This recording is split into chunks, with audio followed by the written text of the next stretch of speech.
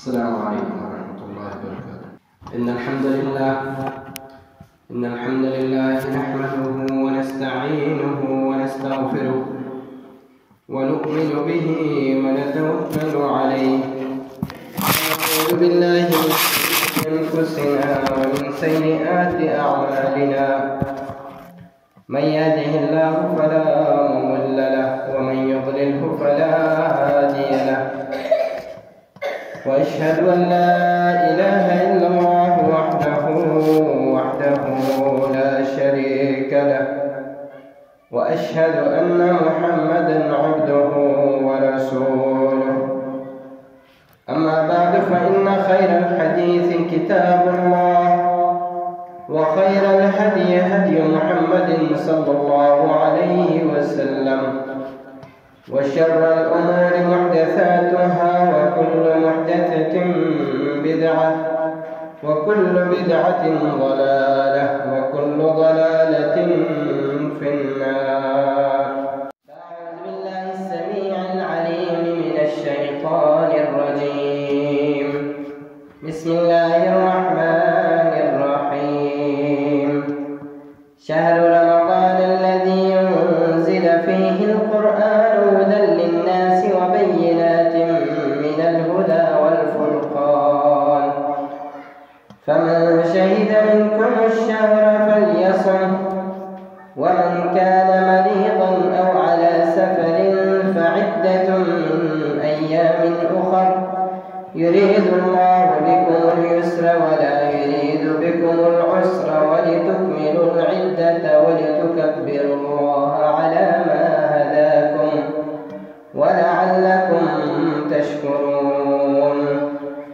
إن الله وملائكته يصلون على النبي يا أيها الذين آمنوا صلوا عليه وسلموا تسليما. اللهم صل على محمد وعلى آل محمد كما صليت على إبراهيم وعلى آل إبراهيم إنك حميد مجيد. اللهم بارك على محمد وعلى آل محمد كما باركت على إبراهيم وعلى آل إبراهيم إنك حميد مجيد. رب اشرح لي صدري ويسر لي أمري واحلل عقدة من لساني يفقهوا قولي. ربي زدني علما ربي زدني علما. हर किस्म के हम्द व सना, तकबीरात, तस्बीहात, तहलीलात उस वहदहु ला शरीक रब्बुल आलमीन खालिक अर्ज़ व समा मालिक कुल उस रब्बुल इलाह के लिए लायक व सज़ावार है। और दुरूद व सलाम हो हमारे प्यारे हबीब मोहम्मद मुस्तफ़ा सल्लल्लाहु अलैहि वसल्लम पर, जिन्हें रब्बुल आलमीन ने रहमतुल लिल आलमीन बनाकर मबऊस फरमाया और जिनकी बिअज़त के ज़रिए से सकलैन की रुश्द व हिदायत का बंदोबस्त फरमाया। अल्लाह रब्बुल इज़्ज़त ने इंसानों पर बेपनाह लातादाद इनामात और हमें जो है इस दुनिया के अंदर बहुत सारी फजीलतें, सबसे पहली जो फजीलत हमें अता फरमाई अपनी मखलूक में जो है अशरफुल मखलूकात इंसानों को करार दिया और अपने बुलगज़ीदा पैगंबरों को भी हम इंसानों में से ही चुना। इस दुनिया के अंदर हमारा रिश्ता अपनी ज़ात इलाही से जोड़े रखने के लिए, अपनी ज़ात पाक के तारुफ के लिए अल्लाह रब्बुल इज़्ज़त ने कम बेश 1,24,000 अंबिया व रसूल मबऊस फरमाए और उनके सरदार सय्यदुल अंबिया खातमुल अंबिया वल मुरसलीन मुहम्मद करीम सल्लल्लाहु अलैहि वसल्लम को बनाकर मबऊस फरमाया और मुख्तलिफ शरीयतों में मुख्तलिफ उम्मतों के ऊपर मुख्तलिफ इनामात मुख्तलिफ तहाइफ उन्हें उन तहाइफ में जो है रमज़ान और मुबारक के रोज़े मुख्तलिफ शरीयतों में हर पैगंबर की जो है उलुल अज़्म पैगंबर है, रसूल है, جن انبیاء کو شریعتیں دی گئی ان کی شریعتوں میں جو ہے عبادات کا طریقہ مختلف ہو سکتا ہے. جیسا کہ ماہ رمضان مبارک کے روزے ہیں، روزے کس طرح سے رکھنے ہیں، طریقے مختلف ہو سکتے ہیں، لیکن ہر امت کے اوپر ماہ رمضان مبارک کے روزے فرض، روزے جو ہے ہر امت کے اوپر.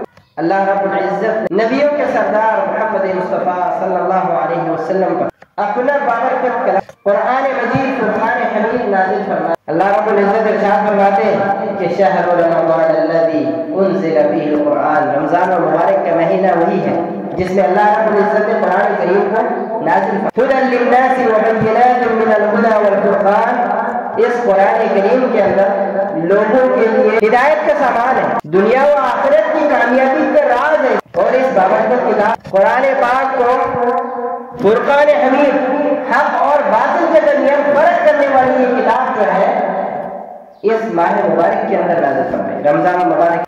تو ہم جو ہے بحیثیت مسلمان اس ماہ مبارک کا استقبال کس انداز میں کریں، کس طرح سے؟ خوش بخت، خوش نصیب، خوش قسمت انسان وہ ہے جس کو اللہ رب العزت جو ہے فرائض کو بجا لانے کی توفیق عطا ہو. صرف لا الہ الا اللہ محمد رسول اللہ کہہ دینا کافی. سچے مسلمان کے لیے اللہ رب العزت نے ارشاد فرمایا کہ ادخلوا فی السلم کا دائرہ اسلام میں داخل ہو گئے تو پورے کے پورے داخل. یہ نہیں ہے کہ زبان سے اقرار کر لیا باقی جو دل میں آیا کیا. فرائض کا، واجبات، سنن، مستحبات، کسی چیز کا جو ہے خیال نہیں رہا.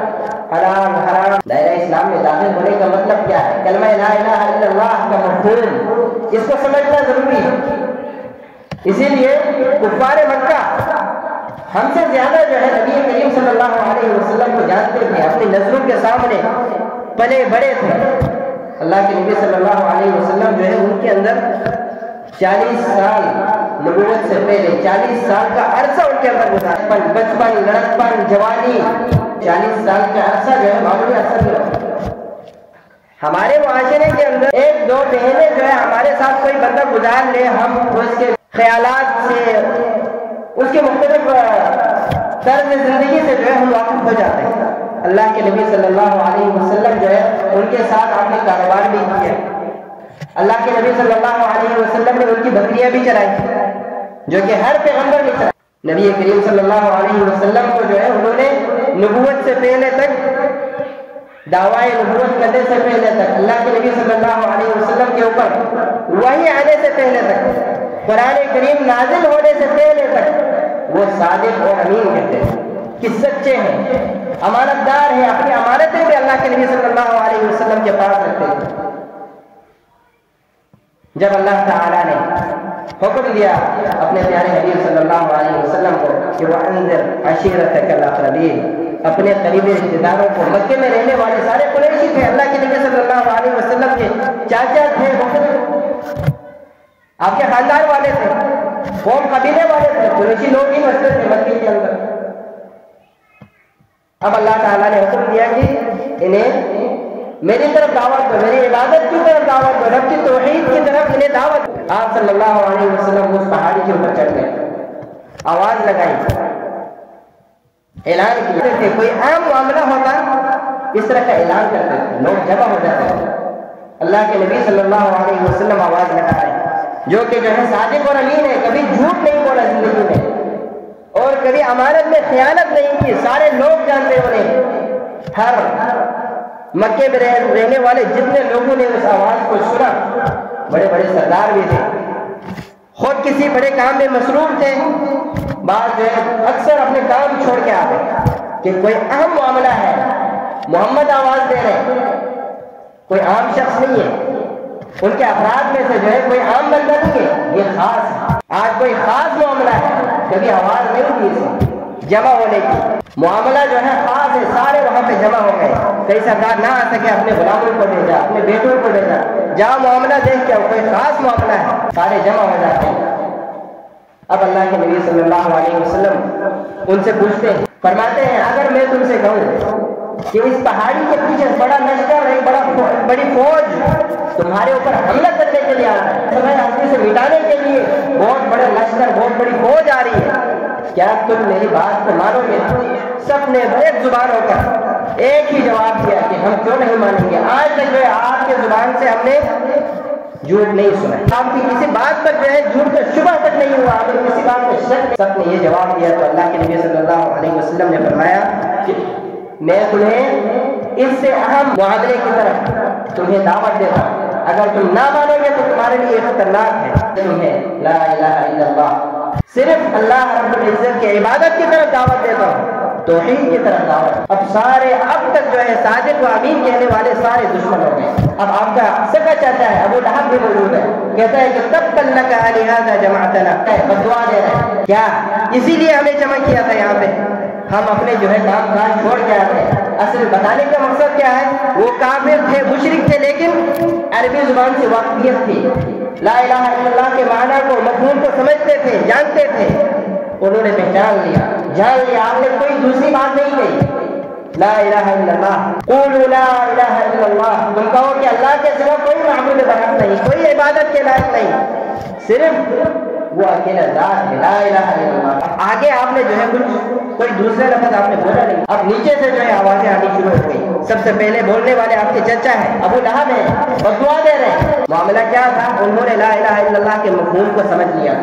ہمارے معاشرے میں اب ہماری حالت کیا ہے، لا الہ الا اللہ کا ورد کرتے رہتے ہیں، 24 گھنٹے ورد، لا الہ الا اللہ، لا الہ الا اللہ کا معنی پوچھو مولوی صاحب کو بھی نہیں، ذکر اذکار کا جو مجمع لگا کے بیٹھتے ہیں، مجمع کو سنبھالنے والا جو لیڈر ہوتا ہے اسے خود نہیں پتا کہ لا الہ الا اللہ اس کا معنی کیا ہے، مفہوم کیا ہے۔ اب ہماری حالت کیا ہے، دعویٰ ہم مسلمانی کا کرتے ہیں، کہتے ہیں کہ ہم پکے سچے مسلمان ہم ہی ہیں، پوری دنیا میں جنت کے ہم ٹھیکیدار ہیں۔ لا الہ الا اللہ کا مفہوم، معنی، اس کے بارے میں نہ جاننے کی کوشش کی ہے، نہ ہمیں پتہ ہے، ہمارے پاس علم بھی نہیں ہے اور علم حاصل کرنے کی کوشش بھی نہیں۔ لا الہ الا اللہ کا مفہوم یہی ہے کہ فرائض کو، اللہ رب العزت کے جو احکامات ہیں ان کو بجا لانے کا نام ہے لا الہ الا اللہ۔ اللہ رب العزت نے جن چیزوں سے منع فرمایا ہے ان سے رک جانے کا نام ہے لا الہ الا اللہ، اس کا مفہوم یہ ہے۔ اب فرائض کون سے؟ اسلام کے جو ہے 5 ارکان ہیں، ان 5 ارکان میں جو ہے روزہ بھی ہے، رمضان المبارک کے روزے کو جو ہم نمازیں جو سال بھر کسی بھی صورت کسی بھی حالت میں جو ہے معاف نہیں ہے۔ قیامت کے دن سب سے پہلا سوال جس کے بارے میں ہوگا نماز کے بارے میں، اب وہ نمازیں ہم نہیں پڑھتے سال بھر کی، رمضان مبارک کا مہینہ آتا ہے، روزے رکھنے جو ہے بعض کو توفیق ہوتی ہے، اور کم وقت ایسے لوگ بھی ہوتے ہیں کہتے ہیں کہ روزہ برداشت نہیں ہوتا، ہر قسم کی تکالیف برداشت کر سکتے ہیں دنیا میں۔ روزہ جو ہے پورے سال میں 1 مہینے کا روزہ ہوتا ہے، اور صبح سے شام تک، بنی اسرائیل کا روزہ نہیں کہ 24 گھنٹے بھوکے رہنے، نہیں، کیسا تھا ان کا روزہ؟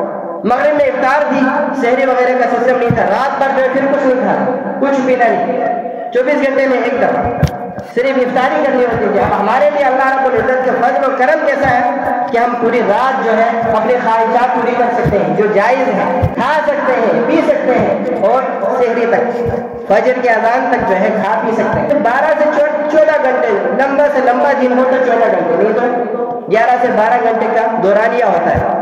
یہ بھی جو ہے ہم دودھ پیاز برداشت نہیں۔ بہرحال رمضان المبارک کا استقبال کیسے کریں، جن کو توفیق اللہ رب العزت دے، سب سے پہلا جو ہے کیا کرنا ہے، اللہ رب العزت سے دعا کریں کہ اللہ تعالیٰ اس ماہ مبارک تک، کیونکہ ہماری سانسوں کا جو ہے، سانسوں کی گارنٹی ہمارے پاس نہیں ہے، جسم کے اندر جو ہمارا جو جسم ہے یہ کسی بھی لمحے جو ہے یہ سوکھ سکتی ہے۔ ہمارے رگوں کے اندر خون کا دورانیہ جو خون دوڑ رہا ہے، یہ خون جو ہے کبھی بھی خشک ہو سکتی ہے، اور ہم جو خشک ہو کے دوسرے بندوں کے جو زندہ ہیں ان کے کندھوں کا محتاج بن سکتے ہیں، کسی بھی وقت جو ہے قبر کے اندھیرے میں ہم جا سکتے ہیں۔ بندے کو جو ہے پوری دنیا حاصل کرنے کی طرف جو کوشش میں لگا رہتا ہے، آخر میں کیا ہوتا ہے، کسی بعض لوگوں نے 2 گز زمین کا ٹکڑا بھی جو ہے انہیں میسر نہیں ہے، زندگی ایسے ختم ہو جاتی ہے، ایسے کہیں پہ غرق ہو جاتا ہے کہ اس کی لاش بھی نہیں ملتی، یا ابھی تو ایسے طریقے ایجاد ہوتے ہیں، بم دھماکے ہوتے ہیں، دھماکوں میں کہیں اڑ گیا ہے، اس کے لاش کا جو ہے کوئی ٹکڑا بھی نہیں ملتا کہ اس کی قبر بنائی، اس کے قریبی رشتے دار جو ہے اس قبر کو دیکھ سکے، وہ قبر بھی میسر نہیں آتی۔ اب تو یہ دور آ گیا، یہ سارا کچھ اپنے آنکھوں سے دیکھنے کے باوجود، یہ سارا کچھ جو ہے جاننے اور پہچاننے کے باوجود بھی ہمیں اپنے آخرت کی فکر نہیں ہے، اپنے اس قبر کی فکر نہیں ہے۔ دنیا کو حاصل کرنے کے لیے حلال طریقے حرام طریقے مختلف طریقے جو ہے اپناتے ہیں، فکر نہیں کرتے، بس ہم نے کمانا ہے۔ کیا ہے رمضان المبارک کے مہینے کے لیے سب سے پہلا کیا ہے، اس مہینے تک ہم پہنچ جائیں، زندہ رہیں، اللہ رب العزت سے دعا کریں۔ پھر دوسرے نمبر پر رمضان المبارک کے مہینے کو پا لینے کے بعد ماہ رمضان المبارک جو ہے داخل ہو چکا، اب اس کے بعد جو ہے اس عظیم نعمت پر یہ اللہ تعالیٰ کی طرف سے جو خوش قسمت لوگ ہیں، خوش نصیب لوگ ہیں، خوش بخت لوگ ہیں، انہیں خوشی ہوتی ہے رمضان المبارک کے مہینے سے یہ مہینہ داخل ہو چکا ہے، اس نعمت پر اللہ کا شکر ادا کریں۔ امام نووی رحمۃ اللہ علیہ ارشاد فرماتے ہیں کہ جان لو جس شخص کو رب العزت جو ہے نعمتوں کو لوٹا کر، یعنی ایک رمضان مبارک کا جو مہینہ ہے یہ بڑی نعمت ہے، یہ آپ کی زندگی میں کئی بار آ چکا ہے، پھر اللہ رب العزت نے آپ کو توفیق دی، آپ کو زندگی بخشی، پھر سے آپ کی زندگی میں آ رہی ہے بہت بڑی عظیم نعمت۔ اور اسی طرح بہت ساری نعمتیں ایسی ہوتی ہیں کہ ہماری زندگی میں بار بار آتی رہتی ہیں، جو چیزیں ہمیں بار بار بن مانگے مل جاتی ہیں اس کی جو ہے قدر و قیمت گھٹ جاتی ہے، کم پڑ جاتی ہے، قدر و قیمت ہم نہیں جانتے، نہیں کرتے، اس کی قدر نہیں کرتے، اس نعمت کی قدر کرنے کی کوشش کرتے ہیں جو ہمارے ہاتھ جو ہے آنی نہیں ہے، ہمیں ملی نہیں ہے، اس کے لیے سب دعا کرتے ہیں اللہ رب العزت نے جو ہے بغیر محنت بغیر مشقت کے جو نعمتیں اتنی عظیم نعمتیں ہمیں عطا فرمائیں ان کا جو ہے شکر بجا لانے کی، اس کی قدر و قیمت، اس کی منزلت کو قیمت کو پہچاننے کی ہم کوشش نہیں کرتے، پہچانتے ہی نہیں۔ اللہ رب العزت نے جو ہے زندگی دی ہے، اگر ہم اللہ رب العزت کی نعمتوں کی قدر کرنا سیکھ جائیں، قدر کرنا شروع کر دیں تو ہمارا کوئی لمحہ اللہ رب العزت کے نافرمانی میں صرف نہیں ہوگا، ہمارے کمائی کے ذرائع جو ہم کماتے ہیں وہ ذرائع جو ہے ہمارے حلال طریقے میں، حرام طریقوں کے بارے میں ہم سوچیں گے نہیں۔ اور تیسرے نمبر پر اس ماہ مبارک کے داخل ہونے پر خوشی اور مسرت کا اظہار نبی کریم صلی اللہ علیہ وسلم سے ثابت ہے، آپ صلی اللہ علیہ وسلم اپنے صحابہ کرام رضوان اللہ علیہم اجمعین کو اس ماہ مبارک کی خوشخبری دیا کرتے ہیں۔ اللہ کے نبی صلی اللہ علیہ وسلم اپنے پیارے صحابہ کرام کو خوشخبری دیا کرتے ہیں، فرماتے جاءکم شہر رمضان شہر مبارک كتب الله عليكم صيامه فيه تفتح ابواب الجنان وتغلق فيه ابواب الجحيم۔ آپ خوشخبری سناتے صحابہ کرام کو، فرماتے کہ تمہارے پاس ایک عظیم مہمان آیا ہے، رمضان المبارک کا مہینہ آیا ہے اور یہ بابرکت مہینہ ہے، اللہ تعالیٰ نے اس مہینے میں تمہارے اوپر اس کے روزے فرض کیے اور اس سے جو ہے جنت کے دروازے کھول دیے جاتے ہیں، جنت کے 8 دروازے کھول دیے جاتے ہیں۔ ایک دوسری حدیث کو دیکھو، جنت کے جو ہے 8 دروازے جو ہے رمضان المبارک میں کھول دیے جاتے ہیں، اور وتغلق ابواب الجحیم، دوزخ کے دروازے جو ہے بند کر دیے جاتے ہیں۔ اور چوتھے نمبر پر اس ماہ مبارک سے جتنا ہو سکے فائدہ اٹھانے کی کوشش اور عزم کرنا چاہیے۔ عزم کس طرح سے کرنا ہے؟ اس کے لیے جو ہے پہلے سے پلاننگ، پہلے سے جو ہے تیاری، رمضان المبارک کے مہینے کے لیے پہلے سے تیاری۔ ہم کوئی بڑی پارٹی کرتے ہیں، کوئی بڑا کاروبار یا چھوٹا بڑا کاروبار کا ہم سوچتے ہیں، اس کے لیے پہلے سے ہم جو ہے اس کی پلاننگ کرتے ہیں، سوچتے ہیں، مشورہ کرتے ہیں لوگوں سے۔ تو رمضان المبارک کا مہینہ جو ہے اصل عقل مند انسان کون ہے؟ جو آخرت کے کاروبار کے بارے میں سوچے، اس کاروبار کے بارے میں سوچے جس سے اسے نقصان ہی نہیں ہے۔ اب دنیاوی جو کاروبار ہم کرتے ہیں اس سے شبہ ہوتا ہے کہ اس میں نفع نقصان دونوں ہو سکتا ہے، قسمت میں نہ ہو تو اس میں نقصان ہو سکتا ہے۔ بڑے سے بڑے کاروباری لوگ جو ہے پریشان ہیں، نقصان ہو اور اس میں آپ کو نفع بھی ہو سکتا ہے۔ اور یہ جو آخرت کا جو کاروبار ہے، آپ جو نمازیں ادا کرتے ہیں، رمضان مبارک کے روزے رکھتے ہیں، یہ ایسا کاروبار ہے کہ اس میں نقصان کا شبہ نہیں، نقصان ہے ہی نہیں سرے سے، فائدہ ہی فائدہ ہے۔ منافع جو ہے حد سے بڑھ کر ہے۔ کس کے لیے ہے منافع؟ ان لوگوں کے لیے بھی جو غیب پر ایمان رکھتے ہیں، کیونکہ ہمارا پورا اسلام جو ہے غیب کے اوپر ہے۔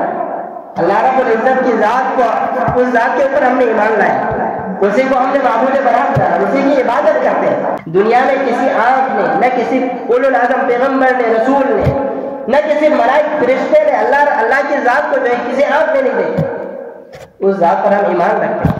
ہمارا ایمان ہے کہ وہ ہمارا خالق ہے، رازق ہے، مالک ہے، غیب کے اوپر ایمان ہے، اس کے فرشتے ہیں، جبریل امین سردار ہیں، مختلف لاتعداد انگنت جو ہے فرشتے موجود ہیں، ہمارا ایمان ہے فرشتے موجود ہیں، غیب کے اوپر ایمان ہے۔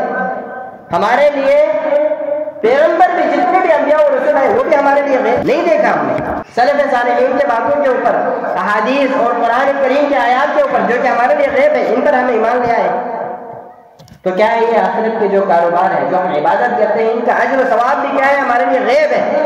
باقی جتنی باتوں پر ہم ایمان لا چکے، غیب پر بھی ایمان، کیونکہ ہمارا پورا اسلام جو ہے تقریباً غیب کے اوپر۔ اور رمضان المبارک کے احکام کے بارے میں، رمضان المبارک سے پہلے کسی چیز کے بارے میں علم نہیں ہے، اہل علم سے پوچھنا، فاسألوا اہل الذکر ان کنتم لا تعلمون۔